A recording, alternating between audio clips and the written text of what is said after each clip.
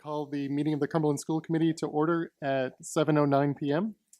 First order of business is the Pledge of Allegiance. Please rise.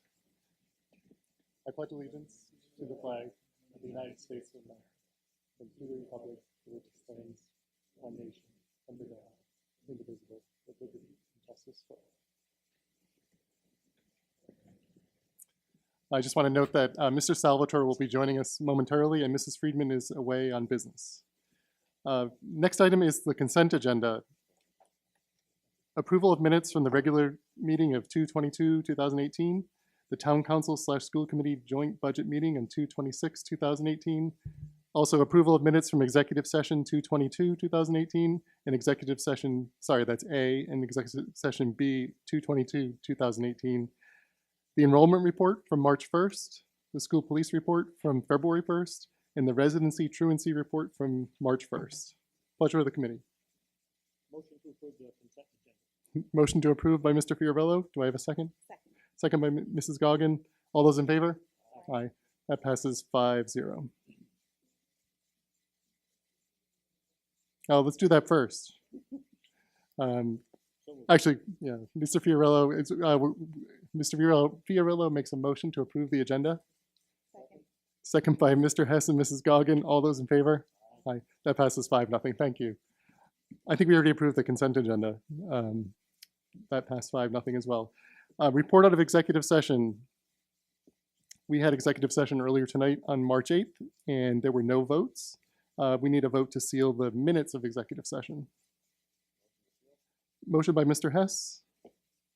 Second by Mrs. Goggin. All those in favor? That passes 5-0. Next up is the superintendent's report. Mr. Mitchell. Thank you, Mr. Denon. I have a couple of things that I'd like to share with you this evening. First and foremost, I think everyone knows that we have a town hall meeting on school safety scheduled for Tuesday evening at 6:30 at McCourt Middle School. We have been working on a presentation. Dr. Masterson, the chair of the safety committee, and I have been working on a presentation which will provide information about what we're doing in the district to ensure student safety. We're also going to provide some information about some of the conversations that we have been having about what we can do moving forward around school safety, and then we're going to give the audience a chance to comment publicly. So that is Tuesday. We're hoping for a big crowd, and hopefully we won't have any more weather events, although it looks like there's one potentially happening right around that time. So that is issue one. The next thing I'd like to share with all of you is we've all heard about this national event that is planned on March 14th at 10 o'clock. And the goal of this particular student-led event is to honor the students who were killed in Florida a few weeks ago on February 14th. And we have here this evening the interim principal, Dr. Susan Cody, and assistant principal, Michelle Carter. They have been working with students to plan what we are hoping will be a respectful event on that day. So I'd like to have them come up and just give a quick overview as to what is planned for March 14th. Thank you. I think you need to turn it on. It's on the top, up, up, up. There's a button on there. There you go. First of all, I just want to thank you for having me back in Cumberland. I'm having a great time at the high school. Loved the community school last spring, and this is a wonderful district, so it's really a pleasure to be back. Thank you. I'm going to let Michelle do some of the talking tonight. She's been really the point person on this walkout. Just to bring you up to date, we are meeting with the chief of police on Monday morning with the superintendent's office. That's kind of the last piece of this. We're looking at, this is a student-led event, but we've been certainly guiding them and making sure that the focus has been on safety and security, and they have been really good about, following our direction. Michelle's been working with them. So we're putting the last pieces into place as far as what we'll do around the security and the safety piece. And put a letter together that I had several people, Jay and superintendent and assistant superintendent Michelle, look at. And that letter is going to go home to all parents and students on Monday at the close of Friday at the close of school. So that letter will be coming to you as well. So Michelle's going to talk a little bit about the student piece of the walkout. Hi, how's it going? Last week, we had a student register to organize the event on the movement's website. And so I contacted her just to get a little more information. We met in the library last week with a few other students. Mr. Fiorello was there. Mr. Mitchell was also there. The students are excited. They're passionate about what they're doing, but we are working on kind of organizing it and getting a handle on it. Our priority is safety. We want students to participate if they feel like they need to participate, but we also understand and respect the opinions of students who don't feel like they want to leave the classroom. So instruction will still continue throughout that time. It's supposed to last 17 minutes. It starts at 10 a.m., lasts 17 minutes, and we hope that it is as smooth as possible, and we are working on supervision for the whole school at that time. Thank you. Thank you, Mrs. Carter. Well, I may have a couple questions. Any committee member have a question? Mr. Fiorillo. As Mrs. Carter stated, I was at that meeting in my role as student government liaison. Perfect. Mrs. Carter did a great job, I thought, of helping to guide the conversation around the concerns of the administration while also giving the students the latitude to really have a full discussion of what they were hoping to do and some of their ideas of what they wanted to do. And I think it's important to note that the young lady who is spearheading this, Emily Lemereau, who there's an article in today's Valley Breeze about, I thought she did an excellent job of leading that conversation. And it's just really great to see our students tackling these big issues in such a respectful manner, and what really want to channel their energy into something productive. So I thought it was a very good meeting. Excellent. Very well said, Mr. Fiorillo. I will also, so I support this event, and I do like that it is going to be controlled. And I will be here that day as well with Superintendent Mitchell. So, excellent. Any further questions, comments? Anyone? All right, thank you. Next item on the agenda, school start time update. Mr. Mitchell. All right, just a few things I'd like to share about where we are with the school start time. Certainly, this is something that is important. I know that later school start time for high school students is something that the school committee supports and has supported over the last couple of years. There were two, I think, main areas of concern when trying to make a later school start time for the high school a reality. One is cost.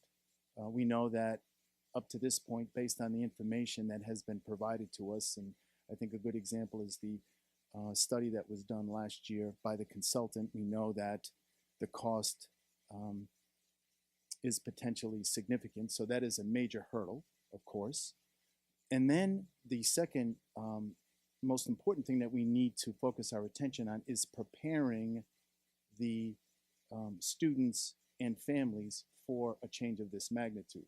And based on our research and our observations of other districts that have made this transition, there has been a lot of work done to prepare the community.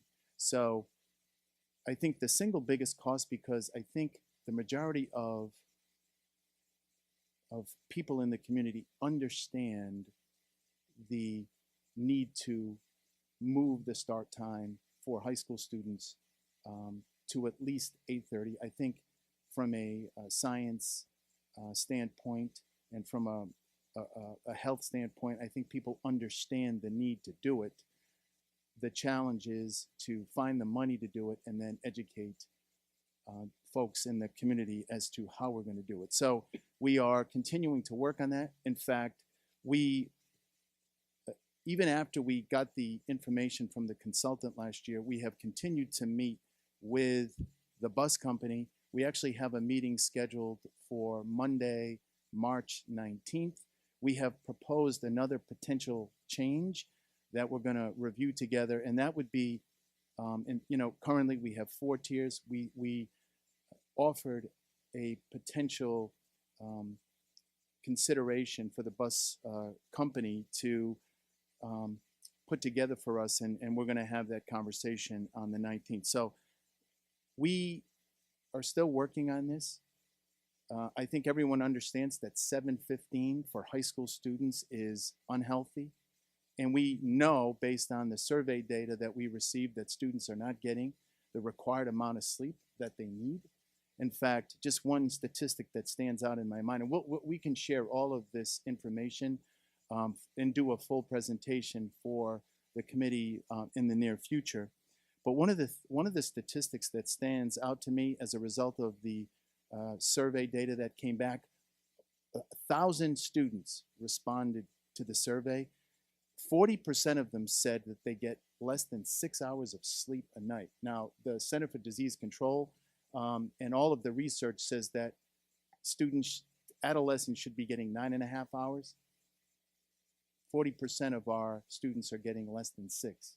So we also have data on how many are getting 7, how many are getting 8. So when they should ideally be getting between 8.5 and 9.5, there are very few students who are getting the required amount of sleep. So we also have some parents who are willing to step up and help us, and I had an opportunity to meet on Monday night a parent who is actually a circadian biologist.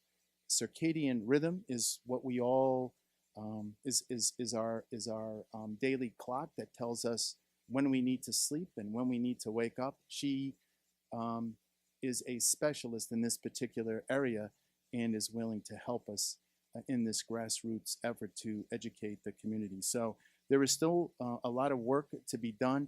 I think right now the single biggest issue for us is making this move cost effective, and we are continuously, and the business manager and I and others are continuously having conversations about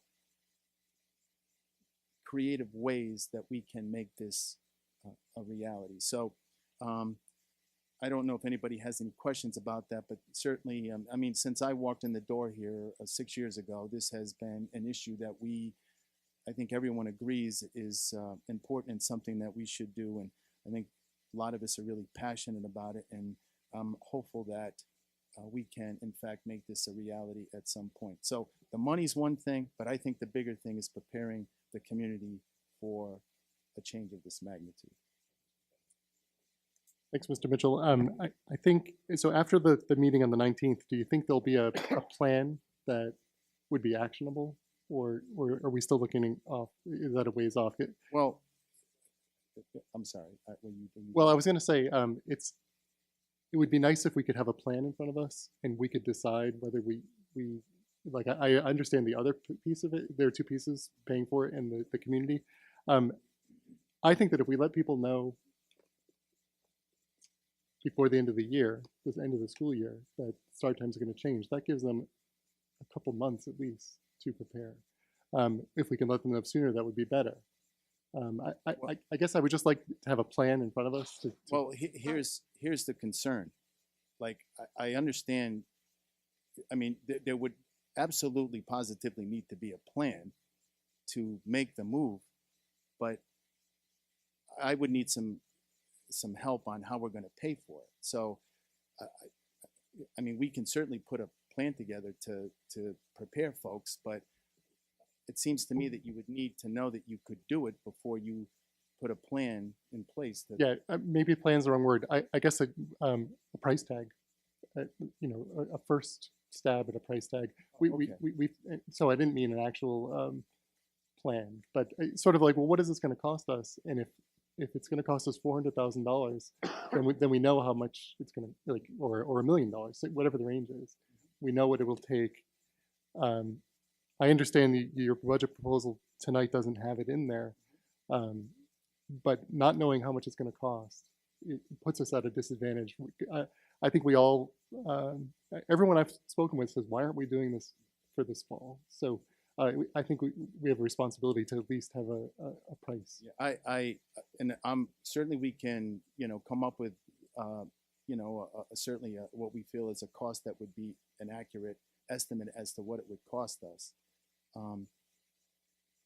It's interesting. I hope you take this the right way. But when I think about how people react or reacted, for example, when we just changed early release Wednesdays for the elementary level, we had a significant amount of pushback just for a simple move like that. When we try to change the calendar from a February and an April vacation to a March vacation, we got a lot of pushback for that, even though it made a lot of sense. And even though 60% of the people surveyed agreed that we should go to a March. So I want to do this. I just hope, I don't want to minimize, and I would love to do it in September. I just don't want to minimize the pushback that we're going to get from folks when we say, okay, we're going to do it. Because my guess is they're going to, and again, I'm all for it. I just think that there might be a little more pushback than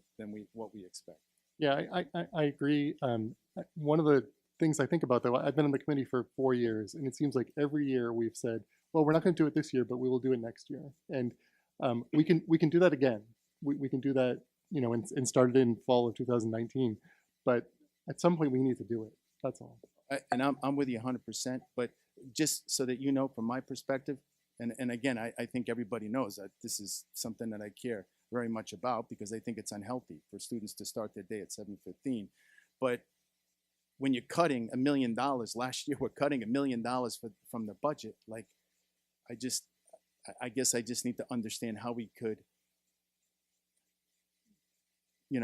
do it when we're cutting positions. How do you justify spending X number of dollars when you're eliminating people who work with kids on a daily basis? So I understand, and we'll come up with a price tag so that we'll have some idea about what it would be. So I just hope you understand my perspective here. This is something that like I said, 7:15 is just totally unhealthy. So we need to make this happen. I understand your concern as well, Mr.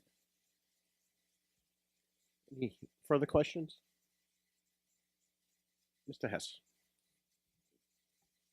Just from my perspective, and obviously we're all in agreement here that this is something we should do, but I don't know of anything that's been presented over my tenure on the committee or since I've been watching that is a guaranteed improvement to academic performance. The science is clear, and I think all of us would give our eye teeth for options where someone could say, spend X number of dollars and you will improve academic performance, guaranteed. And this is one of those instances. So while I understand there will be pushback from the community and there's obviously costs associated to it, it's a slam dunk improvement to academic performance. So that's just my perspective. Yes, Mrs. Goggin. I just want to reiterate that too. And I think the pushback from the community, we had it when you did early release for elementary schools, but you left a lot of people without, daycare for their kids.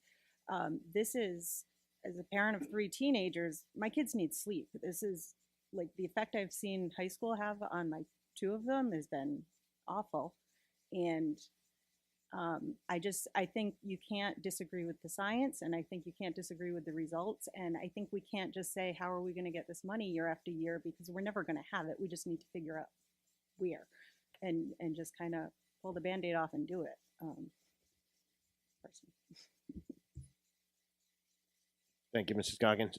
Superintendent Mitchell and Mr. Prignano, I suggest maybe work with the finance chair, Mr. Paul DeMonica, and see where there are some openings and allocations and fund balance usage. I don't know, but I'm not the finance guy, but I suggest that we maybe kick this into a little bit more high gear to see what we can do. All right, Mr. DeMonica, if you could. Mr. Prignano, please, to the microphone. I don't want I don't want the committee to have the idea that the superintendent really hasn't been working hard on this. Last year, we put in a budget money to do a study. We did the study. It came back to keep the times, to keep the tiers similar to what they were start time, but just moving the high school. It came back. I forget the number of buses. It was an extraordinary number of buses. It was, you know, probably $1.5 million to do. So what we've done, and with, he's not here, Mike, myself, and Bob, we've been looking at maybe some creative other ways to do this. And so we've laid out 2 or 3 different scenarios for Durham to go back, and now it takes them some time to model it all and that type of stuff. And I think that's what they're going to come back March 19th. I just didn't want people to think that, you know, this has been something that the superintendent really supports, and he has been working on it and keeping us all busy working on it. Thank you, Mr. Cardano.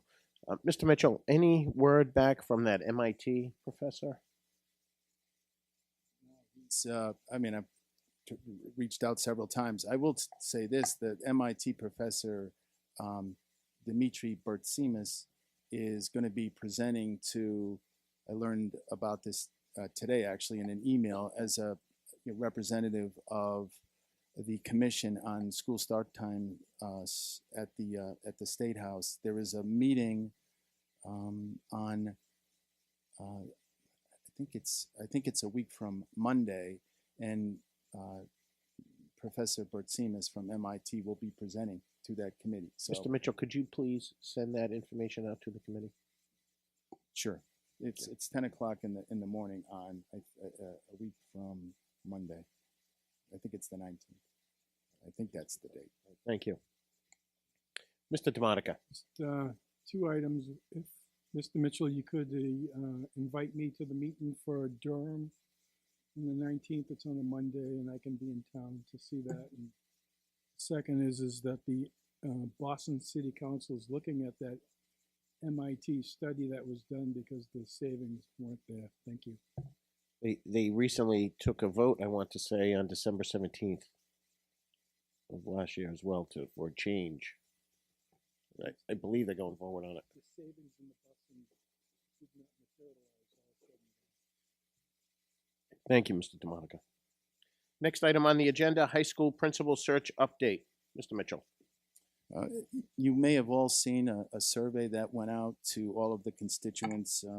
The goal is to gather some information on what students, staff, families would like to see in their next high school principal. A tentative date has been set for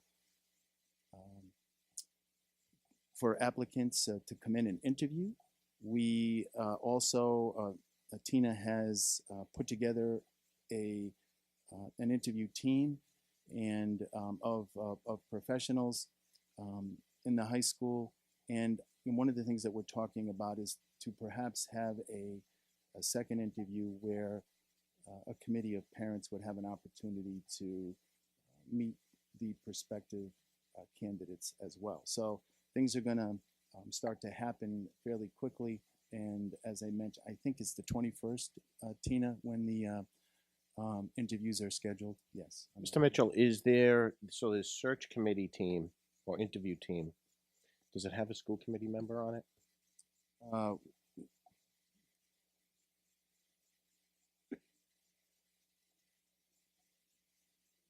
sorry, Mrs. Vogel, could you come to the microphone? And start from the beginning, thank you. Sorry. So we created a selection committee of the high school administration. So the 2 assistant principals and the teaching and learning coach, the 2 deans, each of the content area leaders, which create the academic council. Then we also asked both middle school principals, Mike Chandler, Rachel Santa, and Mr. Damana. So right now that's the panel. I'm going to recommend a school committee member. And that's fine. And that's what I thought we would talk about tonight. We Excellent. just set so they're March 21st. So March 21st starts the first interview. 1. Yep. So they're an hour each. I We will have 4 gauge this candidates. committee and advise back. I'm sorry? I'll gauge the committee and I'll advise back. on Okay. who's gonna Thank sit. you. Thank you. Mr. Mitchell, anything else to add? That's all I have, Mr. Chairman. Thank you. Thank you. Any questions from the committee? Next item on the agenda, chairperson's report. Excuse me. Sorry, Mr. Fiorillo. Chairperson's report. Update on pre-budget consultation and 3-year forecasting with the Cumberland Town Council. This is in regards to the meeting that we had last week with the Town Council. We presented a tentative budget, and they presented their budget. I think we're light years away on being into agreement on what we need and what they want to propose, but at least groundwork has been laid and a couple olive branches put out, so there's more to come on that. If anybody else would like to talk about that. It was a civil meeting. It was nice to be in front of the company of the council with the mayor as well, so more to come on that. Fiscal year 2018 budget update. We're going to skip that because Mr. Prigiano is going to make a presentation later on. Next item on the agenda, reports of standing committees. Payment of bills. Mr. DeMonica. Mr. Chairman, we did meet upstairs. We reviewed the registers. On a 3-0 vote, we voted to send down to you guys the approval of the bills in the amount of $1,530,022.50. I would make that in the motion. Mr. DeMonica makes a motion for the payment of bills in the amount of $1,530,022.50. Do I have a second? Second by Mr. Denon. All in favor? Against? Ayes have it. 6-0. Next item on the agenda, Fiscal Management Subcommittee update. Mr. DeMonica. Mr. Chairman, we heard from the business manager. He gave us the February report. We are still running positive at the moment in regards to the budget. We talked about our Sedesco Food Services account. As you're well aware, we are deeply in debt and how we're going to collect this money. It's just gone through the roof compared to what we've had in the past. We talked about buying some textbooks, supplies, science kits, and a budget amendment that money from savings from our charter school number dropped. So we're hoping to make purchases this year that we can use that money. And that was our meeting tonight. Thank you. Thank you, Mr. DeMonica. Mr. DeMonica, I did want to say that when you were gone 2 weeks ago, Mr. Hess did an excellent job filling in for you. So, next item on the agenda, Policy and Procedures Subcommittee update. Mr. Fiorillo. Policy did meet on Tuesday night. We discussed 3 policies: B2, the Code of Management Principles and Ethical School Standards, for which deals with this body, where we discussed once again an increase in the stipend. We also talked about the new policy. Actually, I'm sorry, not a new policy, but the amended policy I2, which covers computer, internet, electronic devices, and what is acceptable for use within the schools. And also our G6 personnel benefit policy, which we normally do at this time of the year when we're looking at renewing contracts. So we will discuss those further later on the agenda. Excellent. Thank you, Mr. Fiorillo. Next item on the agenda, Achievement and Communication Subcommittee update. Mr. Denon. Thank you, Mr. Chair. On Tuesday, the Achievement and Communication Subcommittee met, and we talked about, actually, Mr. Damana and his team gave us a presentation about the K-2 curriculum and how there are certain, it's inadequate, and there are some inconsistencies between our elementary schools and how it's being taught. We have a couple different curricula today, and we're looking to solve this problem. And it's not a quick fix, so it's not something we can just flip a switch and buy something today to solve it. What we heard was they're looking at a multi-year approach to this that would cost about $240,000. And again, that's ballpark, but that's the magnitude we're talking about. And it's something. It sounds like something we need to do. So in order to fix the curriculum for these students. So I think we're going to be hearing more about it as time goes on. We didn't make any decisions or anything like that. We would need to find a funding source for this. It would not necessarily be in the coming year. It may be in the following year for the first part of that, or maybe all of that. So there's still some time. I realize that there may be new members of the school committee by then. So that's one of the things I wrestle with, where a bunch of us may not be here then. But again, the dollar amount was $240,000, and it's for K through 2 ELA curriculum. I didn't say that before. It's for ELA, and we're looking forward to hearing more about it. Thank you. Thank you, Mr. Denon. Next item on the agenda is comments from the public. You step up to the microphone, state your name. No one tonight. Okay. Next item on the agenda, public hearing, reading of amended policies. Mr. Fiorillo. Mr. Chairman, I would ask that the following policies: B2, Code of Basic Management Principles and Ethical School Standards, and I2, Computer, Internet, Electronic Device Acceptable Use Policy, be read into the record. G6 had been tabled and does not need to be read into the record at this time. Thank you, Mr. Fiorillo. Next item on the agenda, old business, review of town audit. Welcome. Come on up to the podium. Oh, Mr. Prignano, okay, you have something you're going to pass out? All right.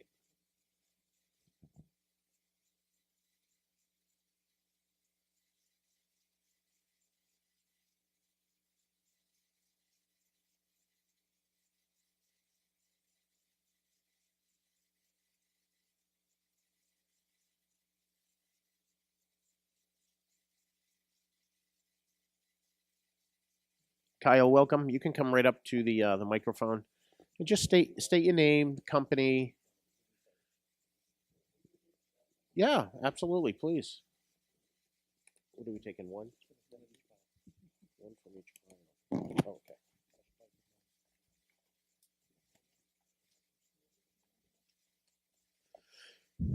Okay. Mr. Prignano, we're short one copy.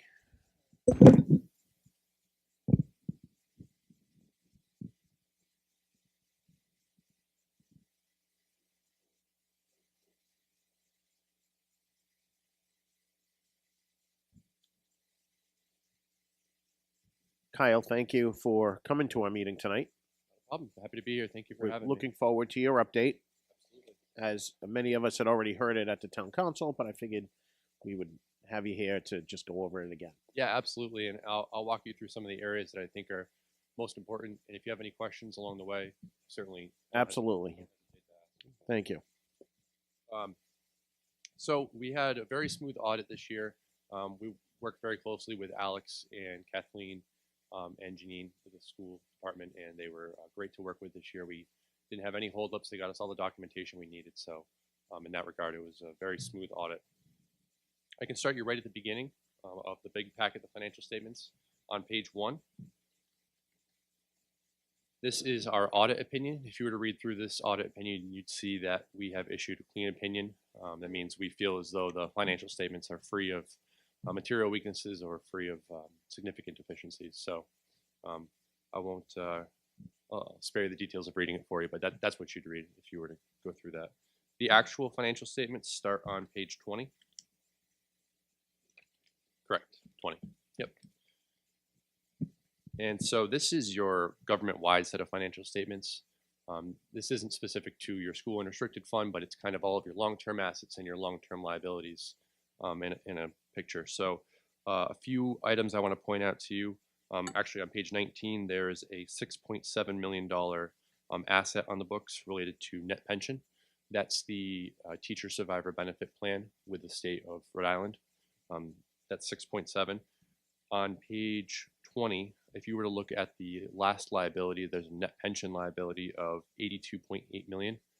Within that net pension liability, there are 2 other plans associated with the school, one of which is for your teachers, and that makes up about $54.7 million.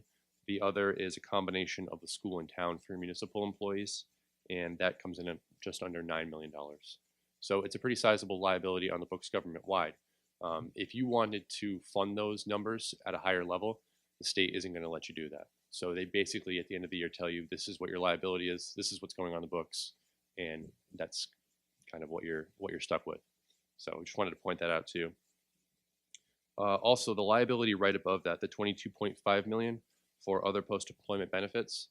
If you were to look at last year's financial statements, you'd see a pretty sizable jump. What happened on the town side is they early implemented GASB standard number 75, which took the OPEB obligation off the books, the amount of money that was required to be paid into the OPEB fund to fund it, and it put the full liability on the books. So if you saw a sizable jump, that's why their valuation needed to be redone. Rather than doing a full old valuation, they did a new one and put the full liability on the books. So I believe that the school is a sizable portion of that liability. But again, that's more of being funded on the town side. Okay, then the school doesn't have any OPEB liability. The governmental fund financial statements start on page 24. So on the bottom of page 24, on your school unrestricted, which is the second column, you're going to see that the school unrestricted fund had total fund balance of 2.95 almost million. We provide a little bit more detail as to what makes up that number on the very last page of the financial statements.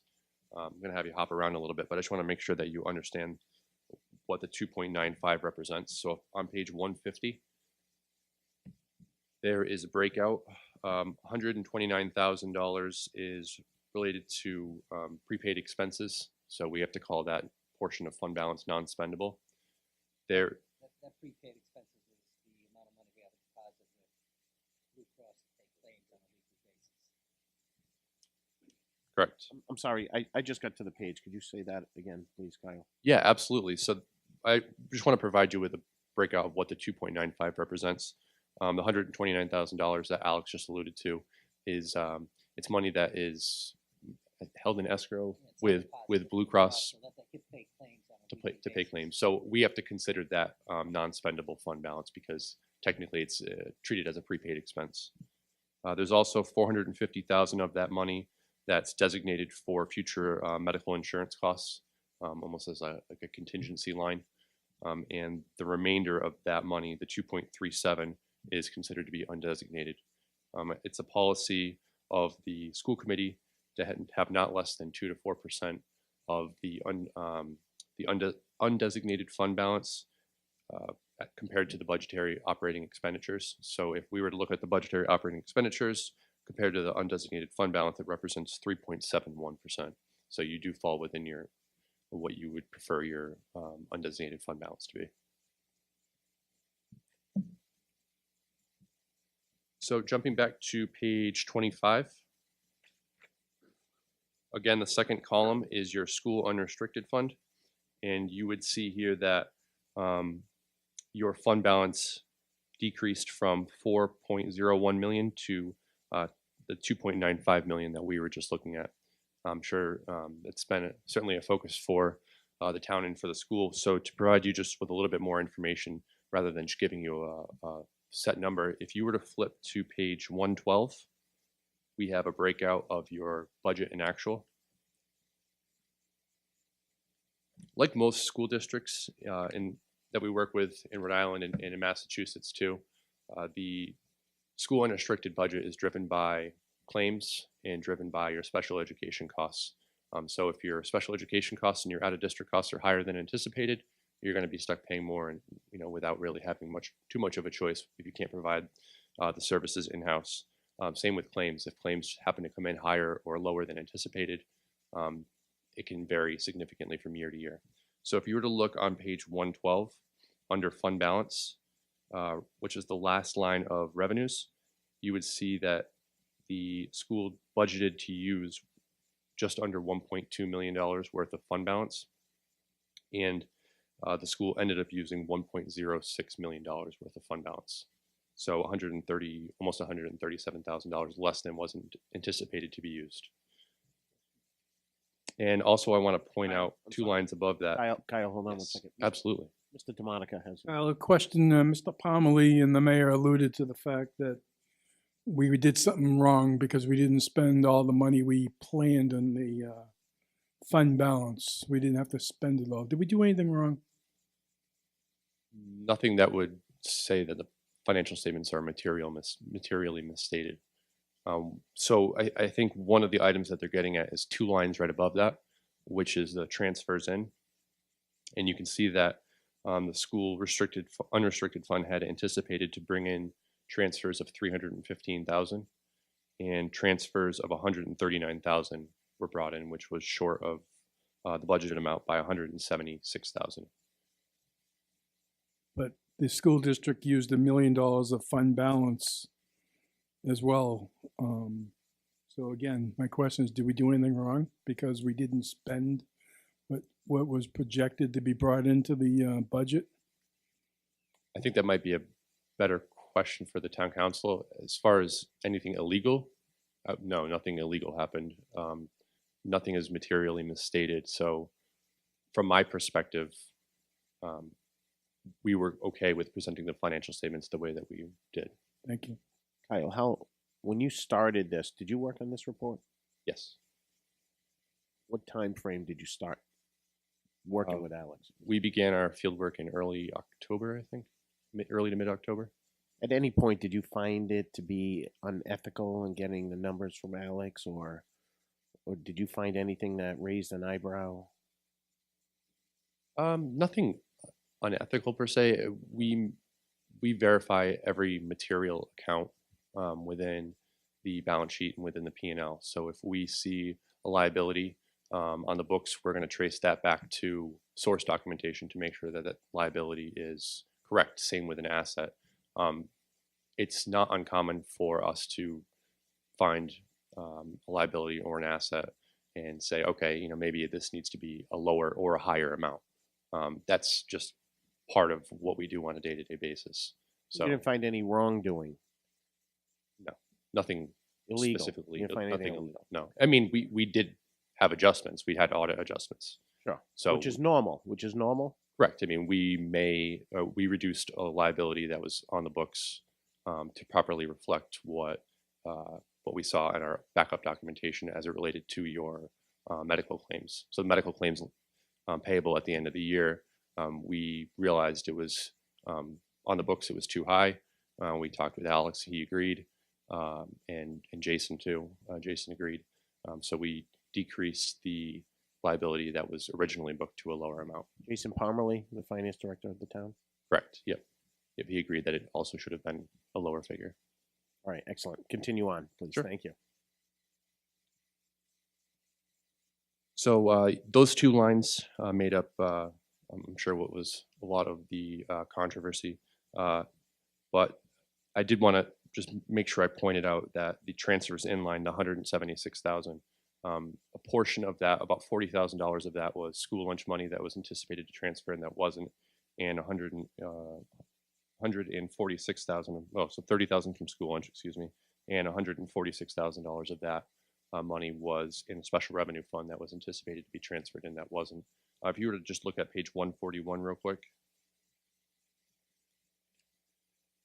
Page 141 is the first 2 columns are your school special revenue funds, 2 of your restricted funds, the literacy fund and the technology fund. Both of those were carrying a fund balance for a significant amount of time, and it got to a point where the money was able to be transferred into your school unrestricted fund. So you can see on page 141 that the technology fund was transferred. The $139,000 was transferred to the school unrestricted fund. And the 146 that I was just alluding to in the literacy fund is still there. So I assume at some point in a future year that will be transferred from that fund into your school unrestricted fund. Mr. Paganato, could you go to the microphone, please? What we did is we didn't need the full amount. Like Kyle mentioned, we budgeted roughly $1,482,000 in one-time revenues, and I include the use of fund balance as kind of a one-time revenue because obviously you can't continue to do that forever, right? Or you'd run out of fund balance. And we only needed $1,200,000 to balance the budget, so we left the rest of the monies where they were. That literacy money on the balance sheet where it's, Kyle mentioned, it's been sitting for, if you look at a number of audits, it's been sitting there for a number of years. And we didn't take the food service money in either because we didn't need it. We hope to use that to do some work in continue work in our cafeterias and stuff. Hope that-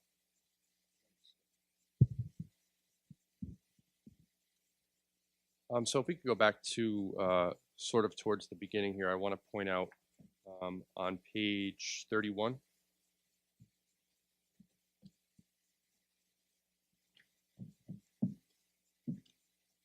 Your agency funds are made up of both town and school funds. Part of your agency funds are your student activities. So at June 30, 2017, there was about $250,000 worth of funds in student activities related to your agency funds, and also about $32,000 worth of fundraising money that was part of your agency funds as well. So the intention of that money is to be used certainly on the students as would be required for student activities, but wanted to make sure you had an idea of what amount of student activities cash was available. Some of the notes to the financial statements, a lot of these notes are the liability notes, the OPEB notes that don't necessarily apply to the town, or excuse me, to the school, but I did want to bring your attention to page 50. Page 50 is our capital leases note, and you would see that there are total minimum lease payments for both the town and the school and the water fund of $7.36 million to be made, going forward. And we break out what portion of that amount is liable from the school. So you can see that out of that $7.36 million, $2.2 million of the leases is going to be paid back by the school department, or at least belongs to the school department.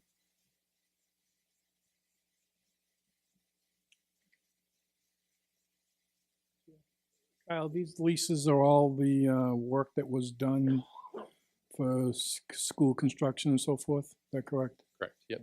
They'd be included in there. There's also some old master leases in there, like the door, $600,000 we did the doors several years ago. That's winding down. Might have one or two payments left. There's a 5-year lease, some of that. But the majority of it would be the work we've done over the last couple of summers.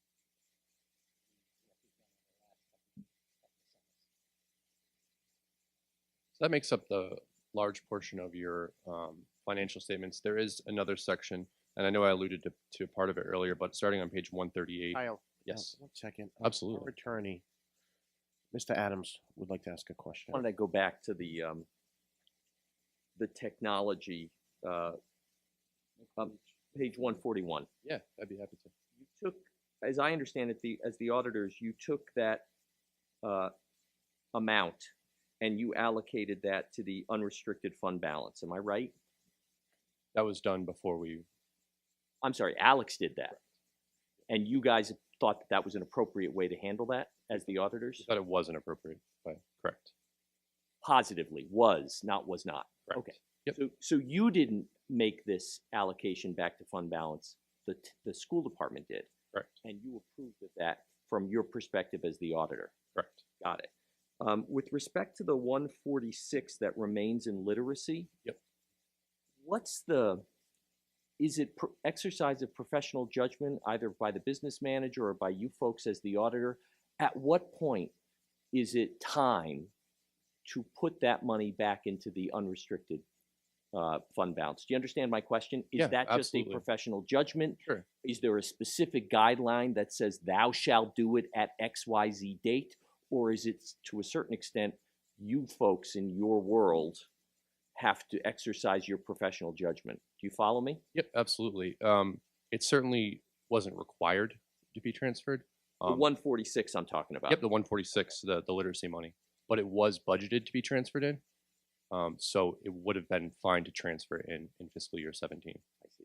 But but with respect to the 139, that was transferred. Is Correct. there some magic to that, like when it's supposed to happen, or is it again just the exercise of the professional judgment of those people, those finance people who are seeing what they see in ways that lawyers don't see things? No, that's a good question. We were fine with both of them being transferred in, and it was the school finance manager's decision to transfer one of them in as opposed to the other. Technically, it's school restricted money, so it could stay there. From my point of view, it wouldn't have a significant impact whether it was moved or not, as long as it was accounted for properly, which it was. So it was, like I said, it was budgeted to be transferred in, and it would have been acceptable to be transferred in. But that was the decision of the finance manager. And that's fine from your perspective as the auditor. Yeah, thank you. Mr. Adams, Mr. DeMonica? Al, I know we had this discussion with the mayor and Mr. Pomerly about these restricted funds. How should a school proceed doing these restricted funds? I know we had some discussion tonight about a program 2 years from now, K2, grade 2, new curriculum, that's going to be about $240,000. We would like to segregate some money, put it aside to start paying for that. Is it okay to do that? And how would we set it up, or we can just continue doing how we're doing this with the literacy and the technology? How would we do that? Well, typically speaking, if we see a school restricted fund, that means those monies are restricted from a grantor or a donor, I suppose, in some specific capacity. So just to give you an example of a very common one would be special education. So special education has certain specific uses that you can spend that money on, which is why you can't put it into your general school unrestricted, because it would, if you had carryover, it would inflate your fund balance in your school unrestricted fund. So typically we see that those funds have a grantor's specific use. I'm not sure the details of the K2 that you were just talking about. Well, if we wanted to create another restricted fund to put money aside, knowing we may buy curriculum material in 2 years, is that okay? So it would be money appropriated from the school unrestricted fund for use of a future expense. Well, what we've done in the past, if we've had a surplus at the end of the year, some of the money's gone to the, to make sure we stay within our 2 to 4% fund balance. But like, for example, our policy says anything over 4% would automatically go to designated for capital purposes. We've taken money in the past and designated them on that last page of the financials. We haven't had that money for a couple of years, so you probably haven't seen it. But designated for educational supplies, so that type of stuff. I think that was Paul's getting at. So we would, through a vote of the school committee, they would designate that money, as a designated, earmarked for a specific purpose and fund balance. Technically, that fund balance wouldn't be restricted. It would be committed by the school committee. So I would have to consult with RIDE to make sure that they had accounts set up specific for what you're talking about. UCOA is really specific with what they allow to be restricted funds, so separate from your school unrestricted. And they prefer that the school restricted funds be set up for grants. You could potentially set up a capital projects fund, which I don't believe you have one as of right now. I think it's just been through the designation of fund balance in your school unrestricted fund. So that's perhaps an avenue we could discuss and get into, maybe setting up a capital projects fund. Just, Mr. Chairman, one more question if possible. Just, Kyle, I know we talked about these restricted funds and money that we didn't spend, that we put in the budget that we were going to spend. The town had, I don't know how many, I think $1.3 million of restricted money. Did they have any accounts that, when they did the budget, said we're going to bring this money in, and they didn't spend it as well? Did they have any? I don't believe so. We didn't bring the technology. We put in the budget. We're going to use the literacy money. We didn't use it. We didn't bring it in. Did the town have any of those types of accounts that they said they would do with their budget and they didn't bring in either? Not that I'm aware of. Thank you. I have a question. Mr. Chair. Just to go back to the money that we were talking about for the K-2 curriculum. If you go to the last page where we already talked about this with the medical insurance cost contingency, I think that's the kind of thing that we were thinking of. Is that restricted, or it says both here? It says restricted for education, and then it says designation for medical. So what are the rules around that? I guess because you described the money could be designated, but it wouldn't be restricted. Is this money restricted? So let me just take a quick peek at the, well, it's restricted for use of the school department. So on the governmental fund financial statements, Got it. the general fund can't say we're going to use this money on public safety. So it's restricted in the sense that it's restricted to the use of the school department, but not, there's $2.37 million worth of undesignated school Yep. fund balance. So it's Okay. kind of like two different layers. Does that make sense? It does. So we could, in theory, take any number of dollars and designate it for. I'm asking. I'm not saying. Yeah. And we could designate it for anything we wanted to. Is that right? Yeah, it would certainly be up to the decision of the school committee. Yep. But if you were to take a look at page 24, I think it was. Oh, excuse me, page 24. It would still show up as part of that $2.81 million worth of Okay. Yeah. restricted fund balance to school. The only place you'd see it is a designation in the back of the financial statements. Right. I think it's more, at least personally, it's money in the bank that we put aside, for a specific purpose. Right. So when we have those costs, we can say, well, that was money we put aside, for a rainy day, and this is a rainy day in that area, whatever it is, right? So medical costs, for example, Right. We designated this year $450,000.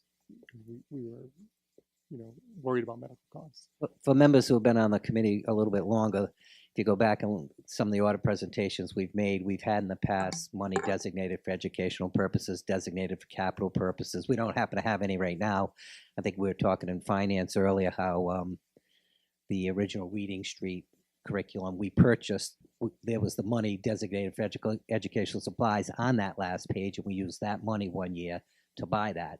We put money into it for a couple of years till we had enough money to buy it, that type of thing. Right. So so it's committed by the school fund, and with a vote of the school committee, you could change those. Whereas, So they're not set in stone. right. Whereas if you were to move it to its own school restricted fund, it would be set in stone, and that's what you would be using it for. And a committee vote wouldn't necessarily be able to do that. It has to be an outside agency. That makes sense. Thank you. But that's basically what I have for you for the financial statements. Again, if you have further questions, I'm certainly happy to help. And I know there's another report I can speak to as well, the single audit. Sure. Give an overview. You're talking about the first packet? Yeah, the thinner one. Thin one, yes. Yep. So this is the single audit.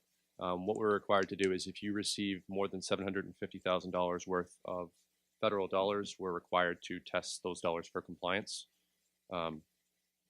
Excuse me.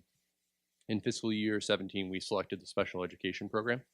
And basically what we did is we made sure that the money that came in was used on appropriate costs. We made sure it was used in the proper time frame, that more money and local special education was spent in 17 than was in 16.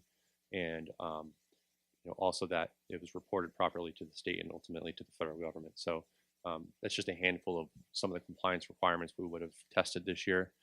If we had noted any issues of non-compliance, this is where we would have reported it. And if you were to read through this report, you'd see that there are not any issues to bring to your attention.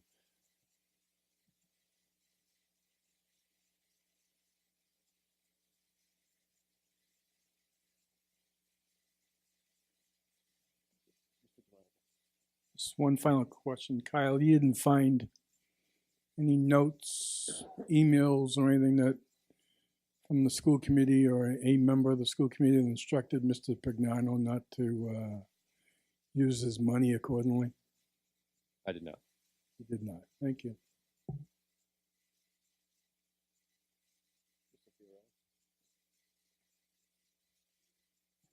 Kyle, what is the town's surplus without adding hours in?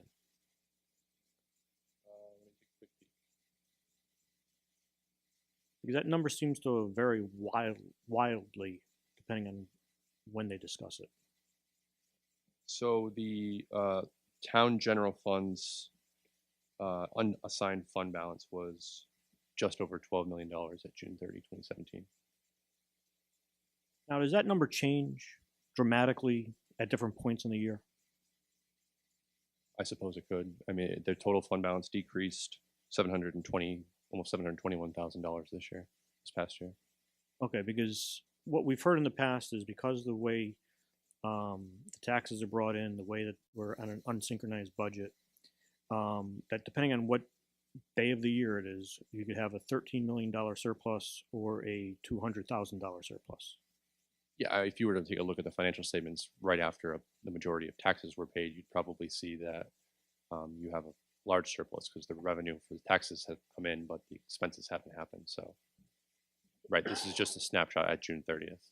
Okay, so I guess the confusing part is, what is the actual surplus in reality when you're looking at actually trying to spend, account for the money? Well, at June 30th, it would be the little over $12 million. Okay, so the town has a $12 million surplus. At June 30th, 2017, it has a $12 million surplus. Yes. Okay. I didn't do an audit report what the number would look like at December 31st, so I don't have that information in front of me. I only heard have the that June that's when they 30th. take in the most tax revenue in that quarter, right? So that's why it's so high, or it could be high then, right? That was their explanation for that. Well, yeah, just only because it's confusing because they talk about how strong the town is. They have a $12 million surplus. And then at the same time, they say, well, we only have a $200,000 surplus on this day. So I'm just trying to figure out what's the real number almost. So.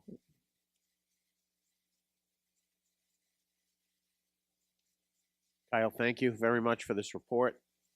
I believe you were here last year as well, correct? Yes, and hopefully I'll be here Look again next forward year. to you here next year. Thank you very much. Thank you. Have a Any good night. further questions? Thank you. Next item on the agenda, discussion and/or vote to approve the 2018-2019 school calendar. Mr. Mitchell, do we have any input on this?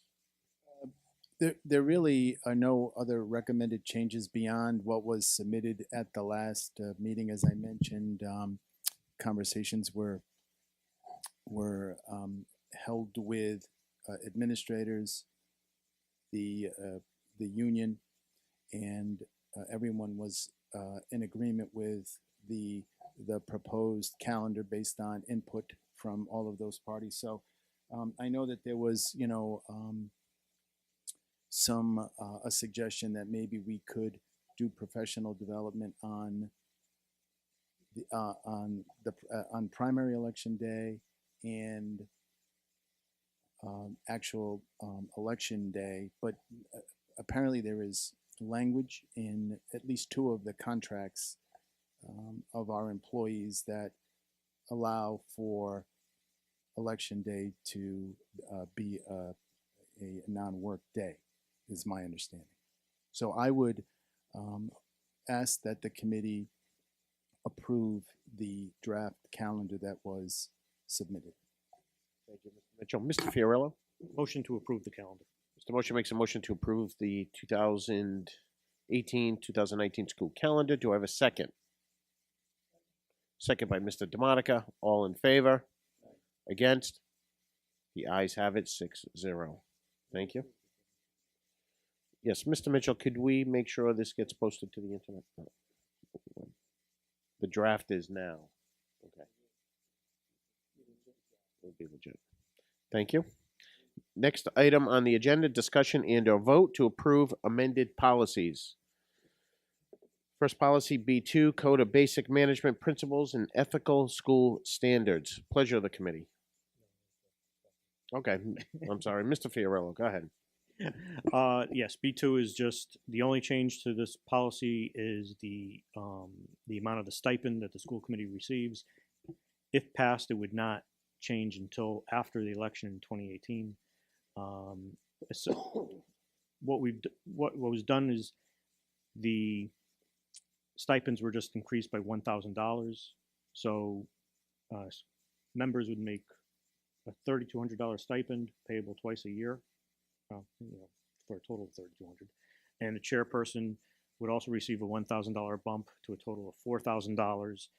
After looking through a lot of the information that we received from the School Committee Association, our stipends will be in line with really the rest of the state, as well as the difference between members and the chairperson.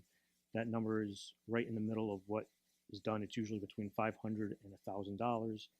I mean, I'm sorry, $500 or $1,200. And it's important to note that the school committee in Cumberland has not received a bump in their stipend since at least 12 or 13 years. And I think now is the time. Everyone will say that there's no good time, so now is as good as any. We don't know who's going to be running for office. We don't know who's going to make the office. I think this is the time to do it. We've talked about it for years and never have gotten it done. And I would make a motion to approve this tonight. Mr. Fiorillo, make.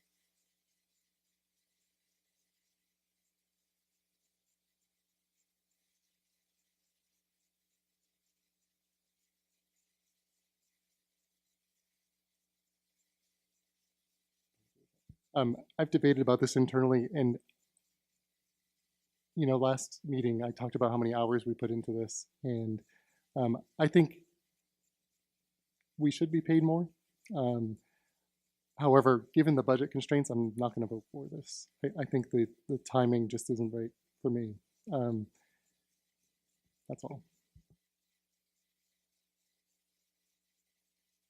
I have a motion. I have a second. All in favor? Against? I'm against. So this resolution does not pass. Yes. We'll do a roll call vote. Mr. Hess? Opposed. Mr. Fiorillo? Mr. Denon? Mrs. Goggin? Mr. DeMonica? Aye. Chair goes opposed. So this resolution fails 4-2. Next item on the agenda is Mr. Fiorillo. Next up is I2, the Computer, Internet, Electronic Device Acceptable Use Policy. We're adding to this policy to include cell phones and other electronic devices like smartwatches that are being used in the school. Although this is a new addition to the policy, it is just codifying the practice that's being done at the high school at this time. We did differentiate between the different levels of the schools, the elementaries, the middles, and the high school to make them specific to the needs of those particular grade levels. It's important to note that all of the building principals were included in this, and they are the ones that really helped form the consequences for the infractions. And I believe Mrs. Cody will have something to say, or Dr. Masterson, if they'd like to.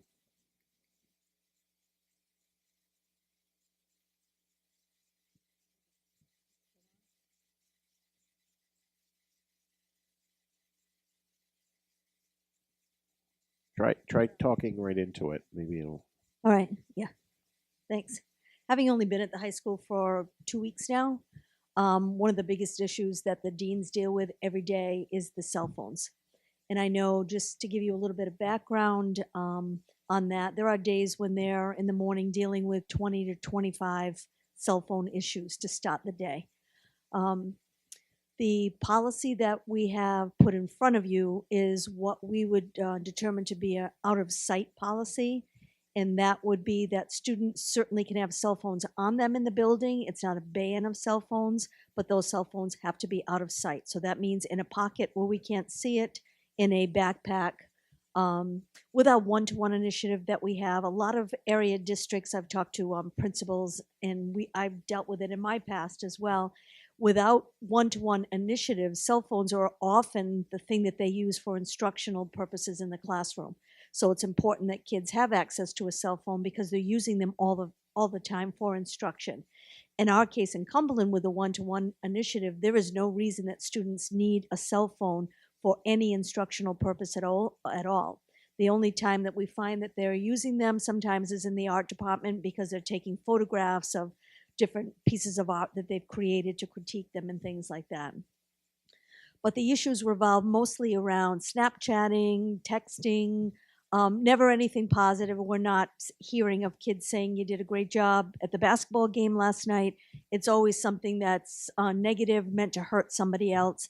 And we're also finding that there's a large group of kids that are using cell phones to break up with a girlfriend, argue with a boyfriend, and then we've got girls crying, and then they're in the bathroom and they want to, texting their boyfriend, trying to meet them in the hallway, and it's really impacting mental health as well. So the issues are pretty broad with the cell phones, and quite frankly, it's our opinion that they are being a disruption in the school.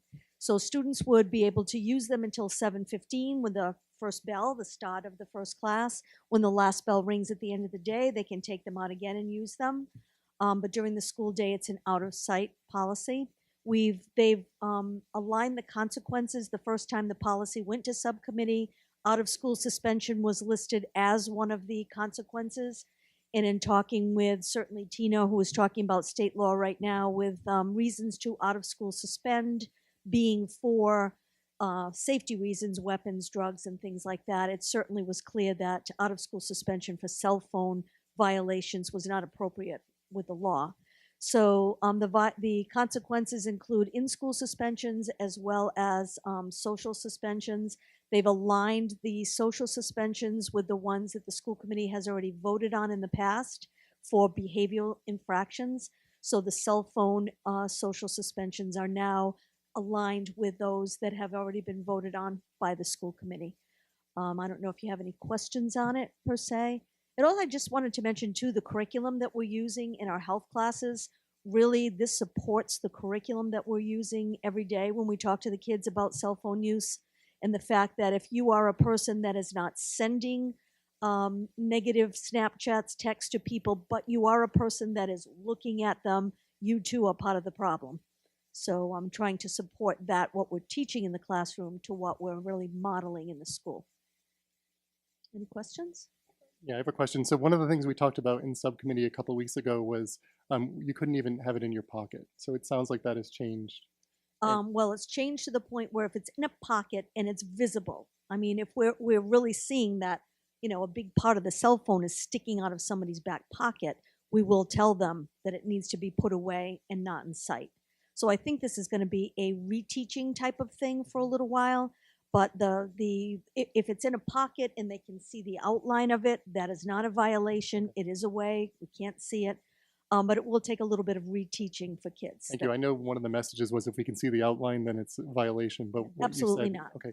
And the other thing is, it talks about unauthorized use of electronic devices. So is there ever a time when a teacher would say you can use your phone for this, like if there's an app or a calculator kind of thing? Or yeah, in the situation that we have right now with the one-on-one and talking to the teachers are saying that there is absolutely no reason that they need them out, except for, like I said, in the art classes. But I've talked to Alex about the fact that we have cameras in the art department that are not functioning well.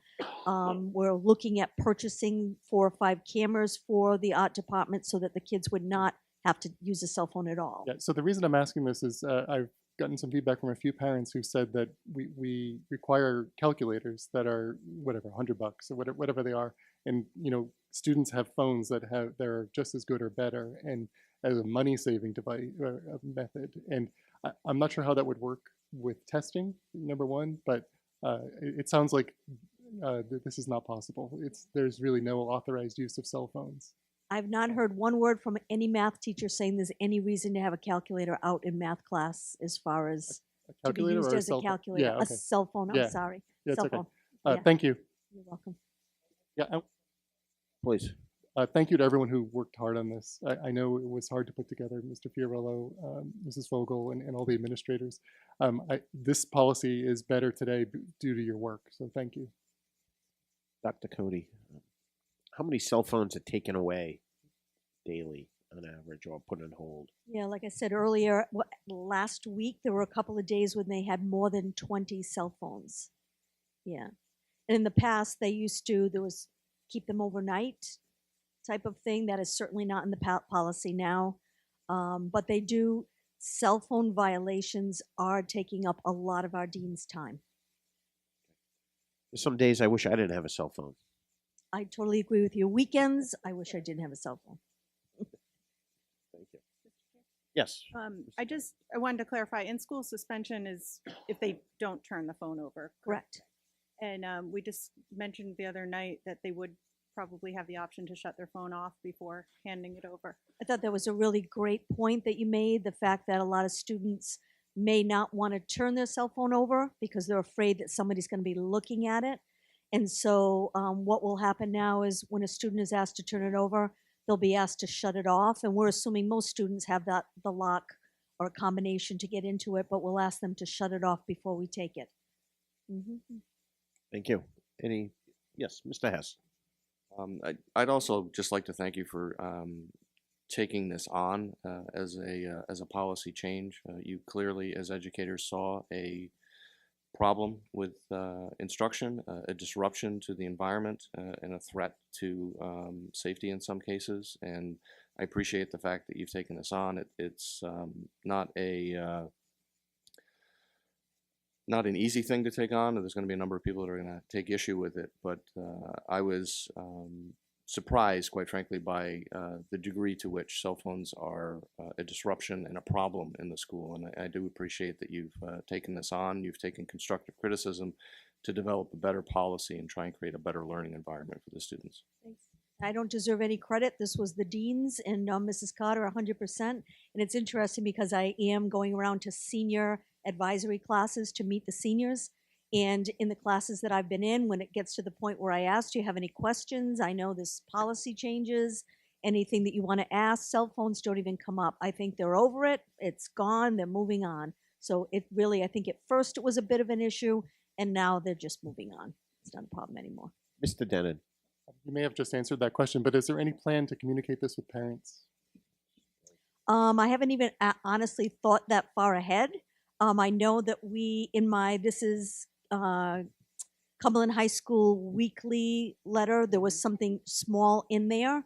So certainly that's something that I can, if it's voted on, put into that weekly newsletter that goes out this Sunday. Great, So I will do that. Thank you. And also, Dr. Cody, how are you going to get this out to the teachers and the staff? What is your plan? Yep, the teachers are aware of the policy changes. We did at a faculty meeting a couple of weeks ago tell them that this was coming. We showed them parts of the policy that was going before the subcommittee. And they, at a faculty meeting on, I don't even know what day it is now, we did tell them that the changes had been made, out of school suspension was gone, the social suspensions had been changed, they're aware of that. So the teachers are aware of it, and we certainly can post that policy and update them on that. Excellent, thank you. Okay. Dr. Masterson, did you have anything to say?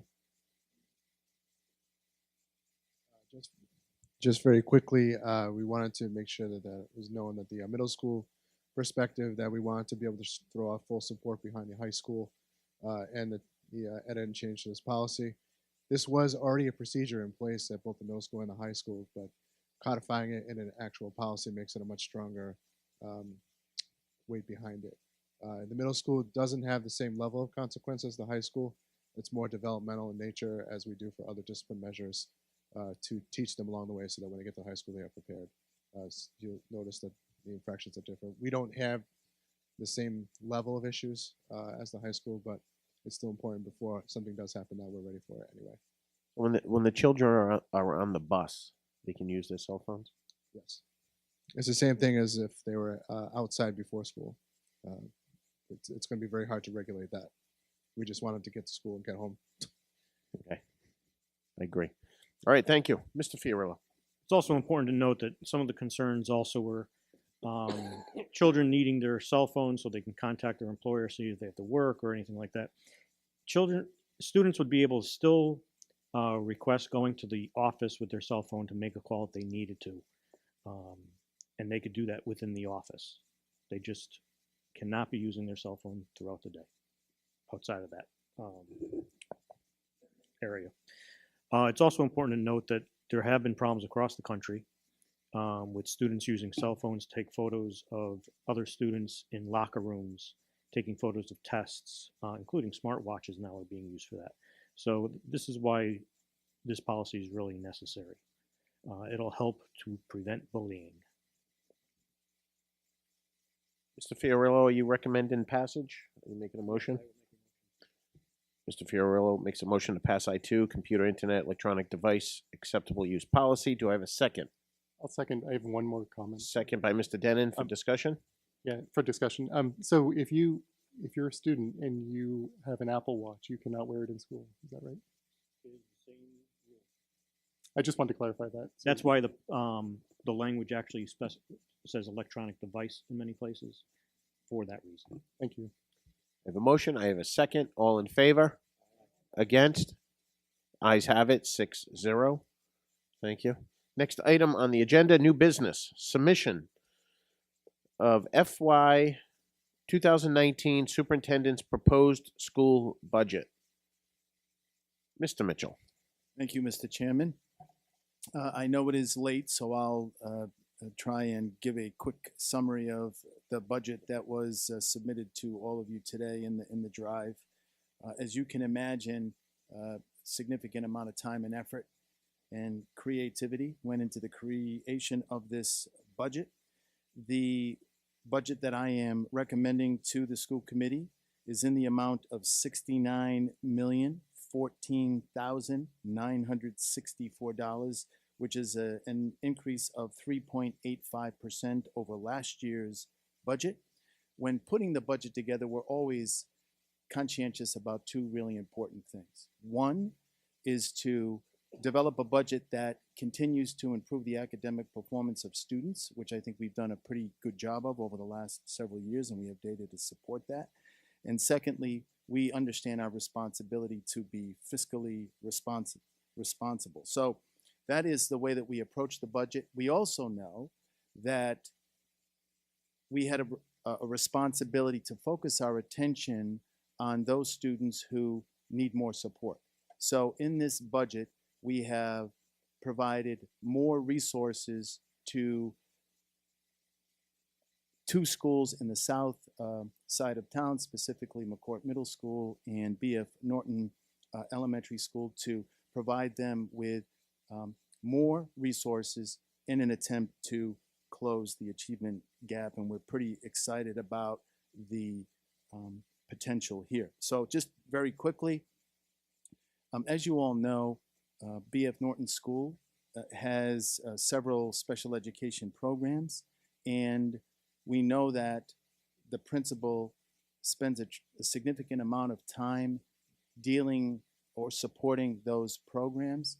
And when the principal is spending a good portion of his or her time working with those programs, that means that less time can be spent on issues related to teaching and learning. So what we are proposing for BF Norton Elementary School is the addition of an academic coach who will work with teachers all day and every day on classroom practices that will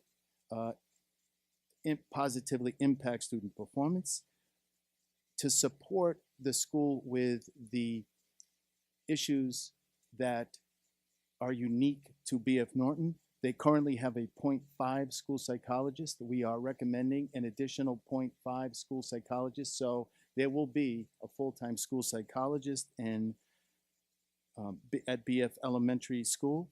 And we are also proposing a half-time assistant principal. And we've actually added a full-time assistant principal into the elementary, into the budget at the elementary level. Half of the time will be spent at BF Norton School, and the other half of the assistant principal's time will be spent at community school.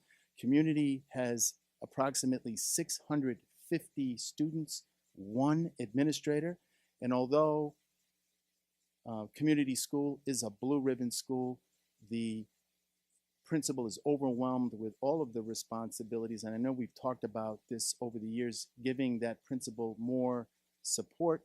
And so in addition to leading the charge related to teaching and learning in the school, there are also evaluations that need to be done. There are also behavior issues that need to be addressed.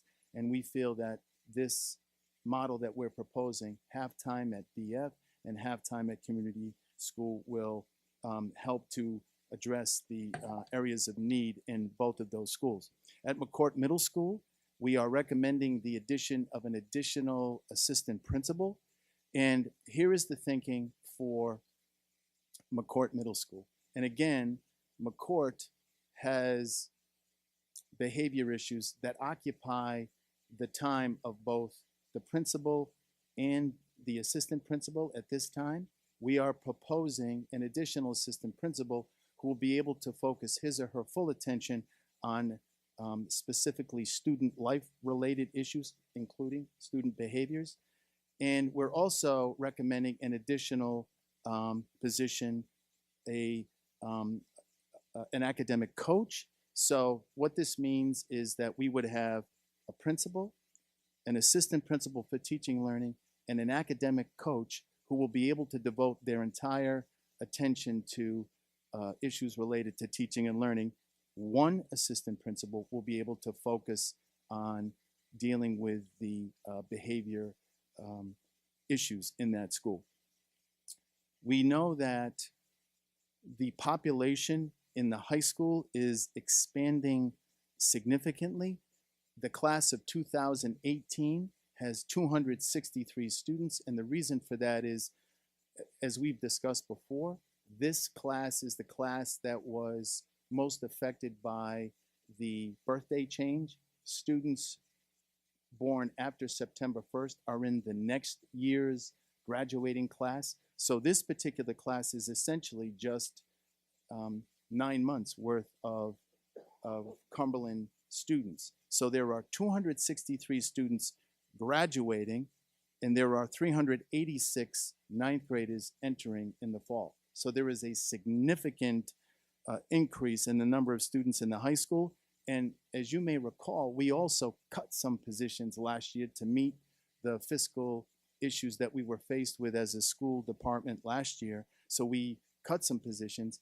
We've had to, under the circumstances, add a significant number of positions. In fact, we've added 10.5 positions, mostly due to the increase in enrollment, but we also know that we have a responsibility to address other needs. For example, we know that historically, we know that students moving from grade 8 to grade 9 have struggled some students have struggled in ELA, and some students have struggled in math. So we have a plan in place to identify those students struggling in grade 8 and entering grade 9. We have developed a plan to support those students when they enter grade 9. So if a student is struggling in math, for example, the plan is to give them additional math support when they enter the high school, and the same is true for ELA.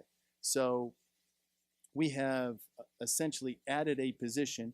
Half will be focused on math, half will be focused on ELA to support students. And again, the goal here is to address the achievement gap and reduce the achievement gap.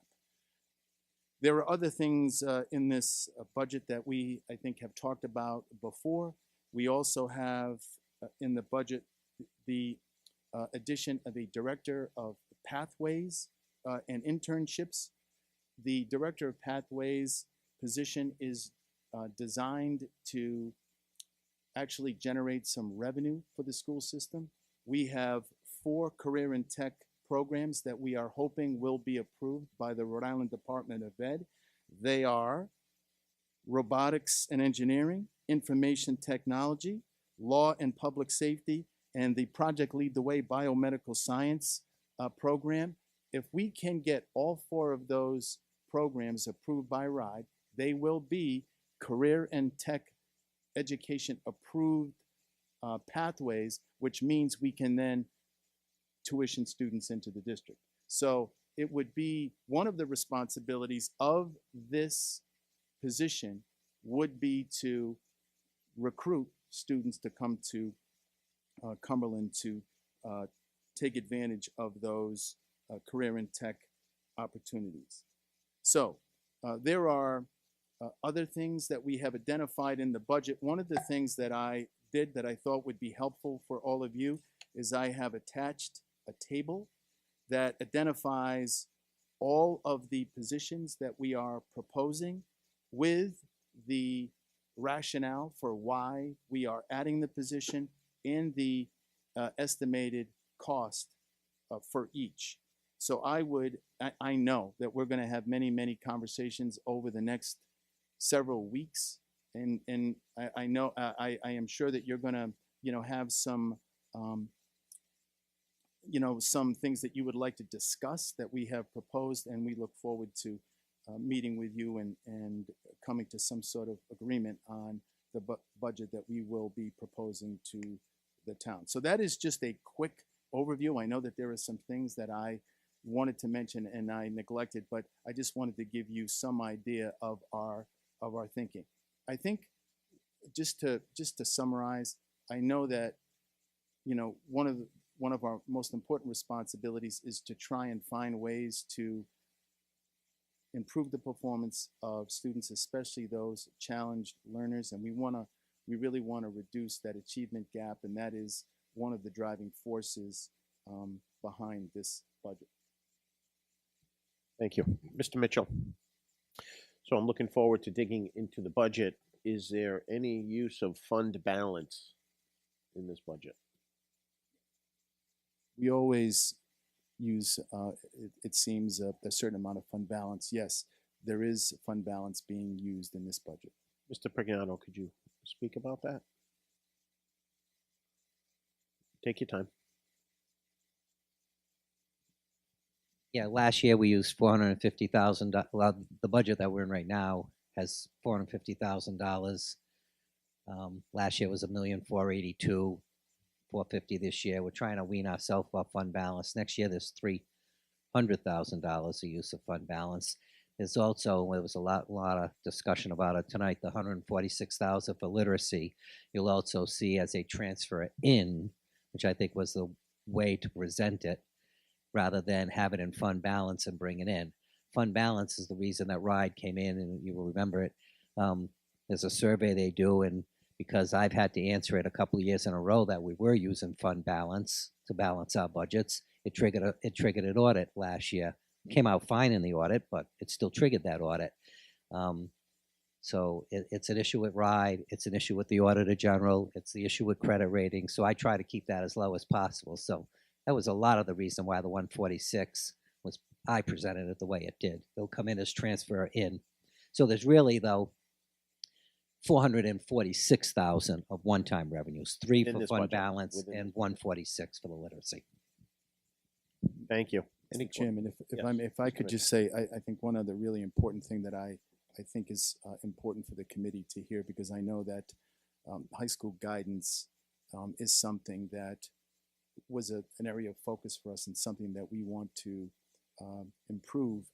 So in addition, this Director of Pathways and Internships, that position also will oversee guidance. So that, and also we have, it's not an addition, but we are utilizing existing resources. We're going to be moving a clerk. The plan is to move a clerk to guidance to provide them with more clerical support so that they can focus more attention on supporting students and spending less time on the clerical function. So and we also, because of this plan that we have in place, by making this person also, if you will, the Director of Guidance, we're going to end up having an additional counselor. So that the person who was doing the directing will now be able to reduce the load and equally spread out the number of counselees for each of the counselors. Yeah, I understand you're adding a clerk or just reallocating a clerk? We're moving a clerk. Moving a clerk. Okay, and that'll take care of the high school. What about the middle schools? I've heard that they spend a good portion of their day doing clerical work as well. Is there any plan to alleviate their workload? Well, you know what? I mean, to be brutally honest, I have not heard that.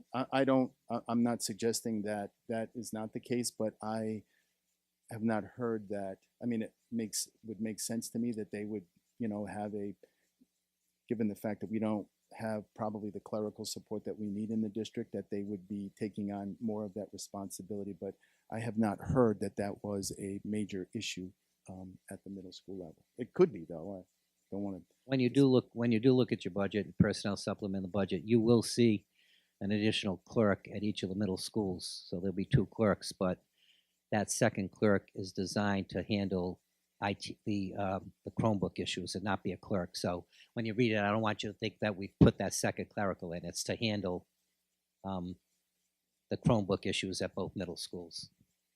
Mrs. Goggin? Mr. Mitchell, the Pathways position and Director of Guidance, is that Director of Guidance K through 12 or just at the high school?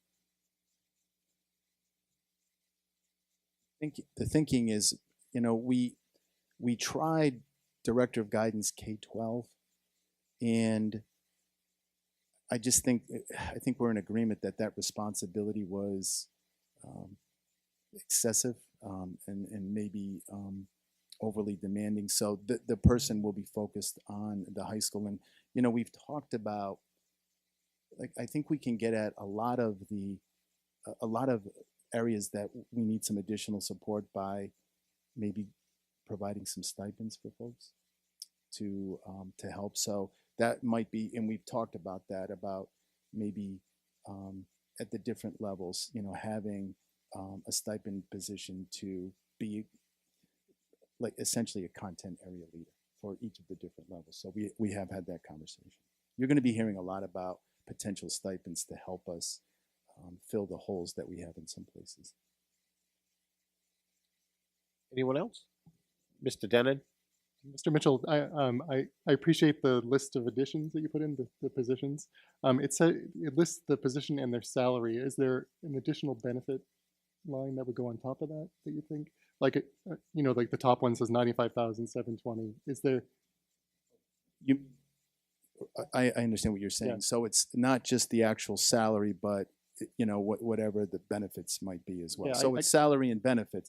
We had a conversation about how did we handle that, Alex? I know that we did discuss that. Really just put the salary there for now so you get an idea of it, because everyone's, you know, who's single, who's married, who's not, you know, all that type of stuff. So, I mean, we can make some assumptions when we meet that we want to say, you know, assume half the people are going to be single, half are married, stuff.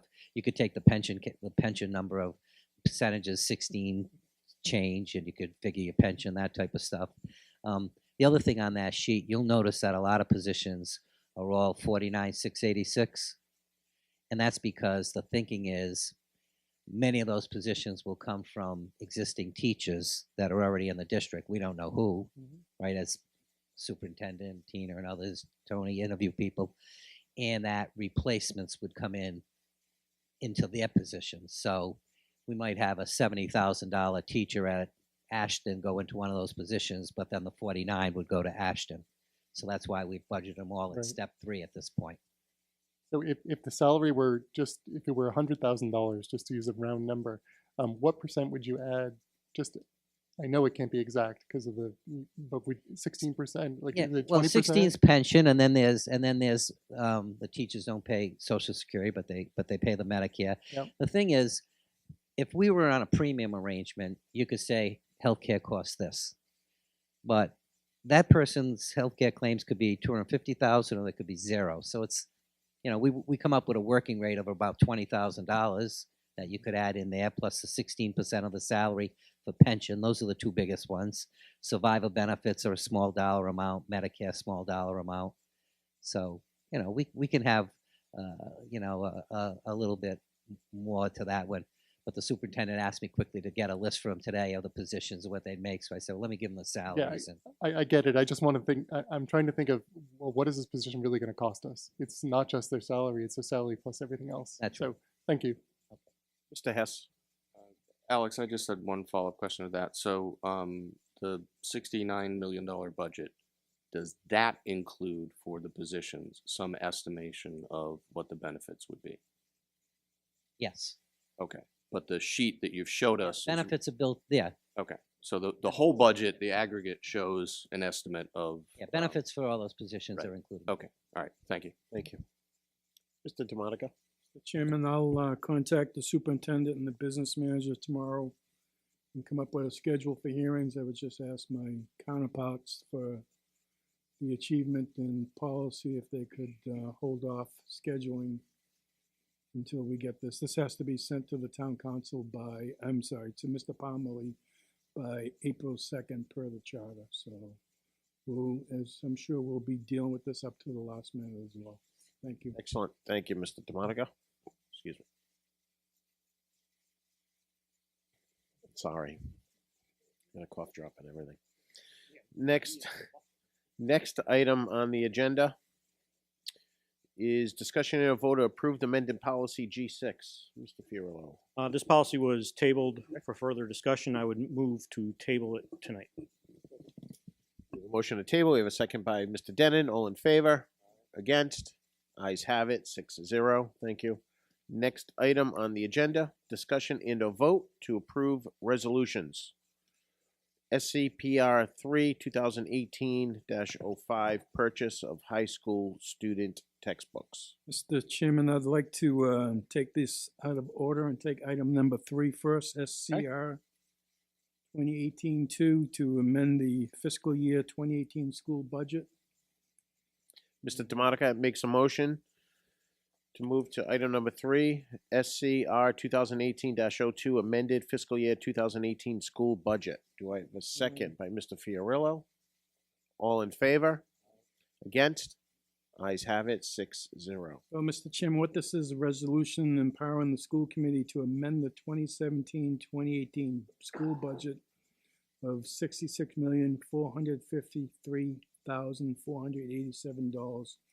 What we're going to do here is we've had some unanticipated savings in the charter tuitions due to the number of children that are not attending. We get a number from RIDE at the beginning of the year that we budget, and then we let things play out. So we're anticipating savings this year from that, and we would like to transfer $165,000 out of that charter school line item into other areas, which we'll vote on afterwards on this. So I would make that, it passed upstairs in a 3-0 vote. I would make that in the motion that we transfer the $165,000 out of the charter line tuition account. Mr. Fiorillo, second. All in favor? Ayes have it, 6-0. Thank you. Mr. DeMonica? Right, so we'll go back to number 1, SCPR 3 2018-05, the purchase of high school student textbooks. We're going to be purchasing books in the amount of $115,072.96 from 5 different vendors. The money is coming from that charter line account, and some of the items being purchased now will be used for next year as well in curriculum that they got going. So that passed upstairs in a 3-0 vote. I would move passage in the amount of $115,072.96. Mr. DeMonica makes a motion for passage of SCPR 3 2018-05, purchase of high school student hand textbooks. Do I have a second? Second by Mr. Fiorillo. All in favor? Against? The ayes have it, 6-0. Thank you. Next item. Next one is SCP 3 2018-06, purchase of high school science supplies. It's contract with East Bay Collaborative of Warren, Rhode Island, in the amount of $44,892.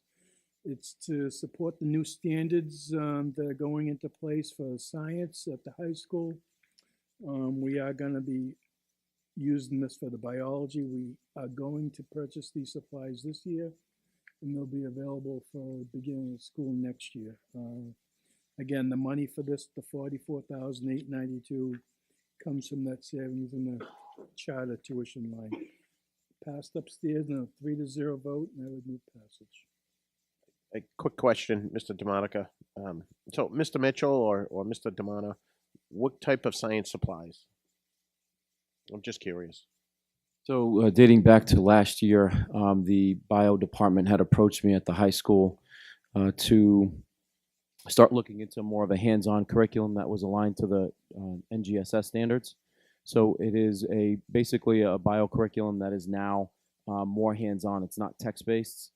It's actually experimental based, and those teachers went over to Situate, where the curriculum is being used, and they vetted the curriculum.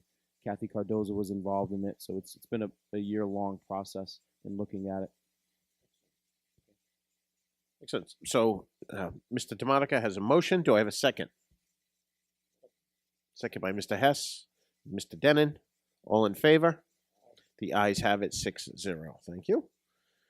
Next item on the agenda, personnel recommendations. Mrs. Fogel, thank you for being so patient.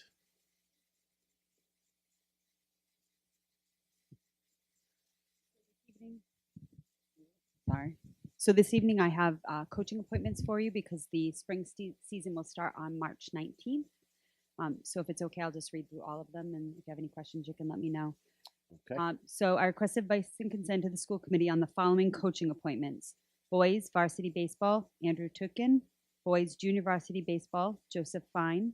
Boys varsity lacrosse, Scott Carpenter. Boys junior varsity lacrosse, Brian Lawrence. Varsity golf, James Dickinson. Boys varsity tennis, Justin Kuntz. Girls varsity softball, Martin Crowley. Girls junior varsity softball, Kevin McGuire.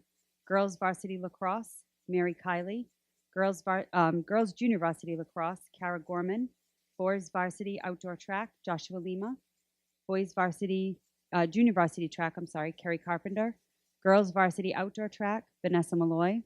Girls junior varsity outdoor track, Colin Cabral. McCourt Middle School baseball, Kenneth Cardozo. McCourt Middle School softball, Cindy Dixon. North Cumberland Middle School baseball, Stephen Cardozo. And North Cumberland Middle School softball, Brendan Collins. So there are 2 positions that are still vacant, the weight room supervisor and the boys junior varsity tennis coach, but Mr. Campanelli is continuing to work on those. Mrs. Fogel, I've got a total count of 18 appointments. Is that what you have? I do, yes. Excellent. So pleasure of the committee, a motion to approve the 18 coaches for spring sports. Anyone? Mr. Denon makes a motion. Do I have a second? By Mr. DeMonica. All in favor? The ayes have it, 6-0. Thank you. Thank you, Mrs. Fogel. Next item on the agenda, school committee comments, school liaison reports. Is Rep. McLaughlin here? Rep. McLaughlin's not here tonight. Okay. Anyone? School liaison reports? Mr. Chair, just that there is going to be a town-wide meeting at the McCourt on Tuesday in regards to school-wide security, and I will urge the public to attend. Thank you. Mr. Mitchell, the mayor is part of that, correct? It's, Mr. Chairman, Mayor, several town officials will be present. Police chief, fire chief, we're expecting that the fire chief will be there. Mr. Anderson, the deputy chief. So we're expecting a number of town officials to be present. Excellent, thank you. Anyone else? Mr. Hess. I just wanted to thank Mr. Fiorello for all of the hard work and investigation he did into the stipend. Although I do think it would have been appropriate and justifiable to increase it. I agree with Mr. Denon. It's just unfortunate in Cumberland. I just don't see that something that we can do. But I do appreciate the hard work he put into it. So this body will continue to be the lowest compensated elected group in town, behind the fire committee and the town council, despite managing the largest budget in town. So, but thank you very much for your work, Mr. Fiorello. Very well said, Mr. Hess, and I agree with you as well. Next item on the agenda, Mr. Mitchell, do we have executive session? No, we do not, Mr. Chairman. Next item on the agenda is to adjourn. Mr. Hess, a motion to adjourn. Do I have a second? Second by Mr. DeMonica. All in favor? Against? Ayes have it, 6-0. Thank you, everyone. Have a good night.